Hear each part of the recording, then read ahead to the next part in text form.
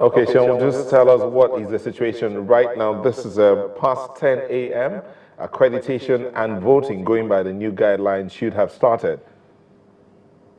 Well, thank you so much. We are actually at the moment in Okoroma, the headquarters of Southern Niger.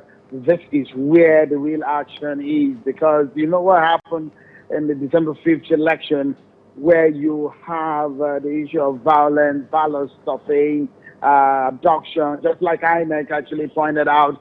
And that was a major cause of the cancellation of the election. But now, what we can see now is the fact that the election is going to start any moment from now, because materials just arrived in the last 10 minutes to the headquarters of Southern Niger local government area.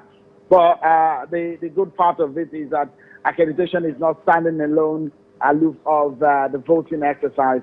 The two will go simultaneously, and that is what the commission has put in place so that we can have a very quick, fast exercise here. Okay, so can you explain exactly what you mean by accreditation and voting will go simultaneously?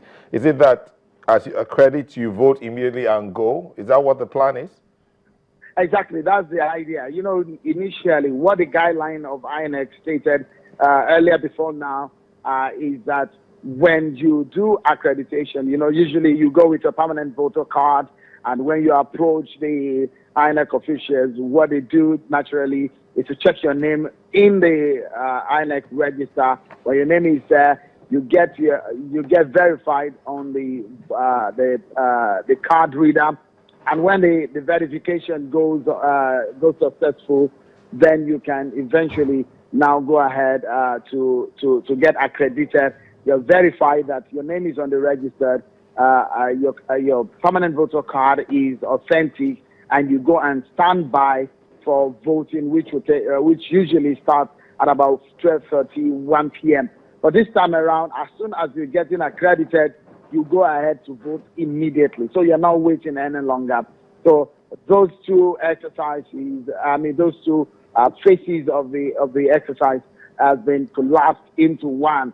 So accreditation goes on and voting follows immediately, such that what INEC can say is that by 2 p.m. today, most of the exercise will have been concluded in most of the areas where the process is taking place. Then they will now move on to Yanagua, because this is the headquarters of Southern Niger, like I mentioned earlier. This is where the material is supposed to be distributed, but that is not what is happening. The materials were distributed in Yanagua because of the issues that occurred in the last election. And so that's the situation here. Okay, Shehu, just let us into more on why INEC decided to collapse these two stages of the electoral process. Very well. Very well. You remember that in the December 5th election, the late arrival of material, and I will tell you that this is the scariest journey that I've ever made in my life. You know, being on the water, I've not been on the water for that long. So I can tell you the kind of terrain this area is a massive expanse of water.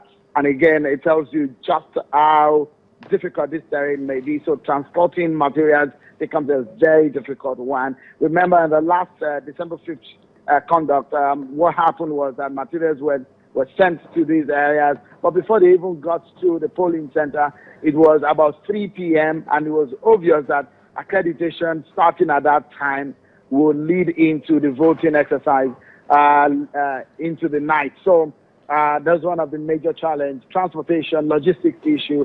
And so just for them to bridge that particular issue, that's why they try to collapse these two phases into one. You know what I mean? All right, thank you very much, Sean. We'll come back to you in the course of the program. Stay safe. Stay safe. We're going to ask you about the security situation. You want to say something about that? I beg your pardon? Security, how is it like? Oh, very well. Security here is heavy. Okay.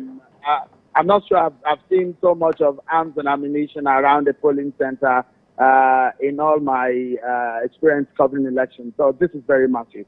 A lot of military people and police on the ground, helicopter patrol and all the rest.